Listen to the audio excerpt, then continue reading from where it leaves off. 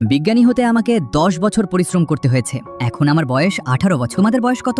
আমার 17 বছর। আর আমি 16। তাহলে সবচেয়ে ছোট তুমি। আমি আমার মেয়ে রিয়াকে রেখে যেতে এসেছি। আন্টি, আপনি কি ভুল হোস্টেলে চলে এসেছেন? আমরা তো কলেজের প্রথম বর্ষের ছাত্রী। না, আমি ঠিক জায়গাতেই এসেছি। আমার মেয়ে রিয়ার বয়স মাত্র 15 বছর। ছোটবেলা থেকে কয়েকটি ক্লাস একসঙ্গে পড়ে এগিয়ে গেছে, গ্র্যাজুয়েশনেও টপ করেছে, আর এখন সরাসরি বিজ্ঞানী হওয়ার প্রশিক্ষণে এসেছে। বাহ, মেয়েটা তো অসাধারণ। আমি 2 বছর বয়সে ভূতের গল্প বলে সবাইকে ভয় দেখাতাম। 10 বছর বয়সে সিনেমায় কাজ করে প্রথম টাকা উপার্জন করেছি। আর হ্যাঁ, দুপুর 3টার মধ্যে বাড়ি ফিরে আসবে।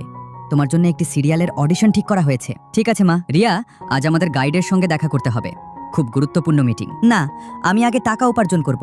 পড়াশোনা পরে করা যাবে। সময় যেতে লাগলো। রিয়া শুটিং আর কাজ নিয়ে এত ব্যস্ত হয়ে পড়ল যে অনেকদিন কলেজেই আসতে পারল না।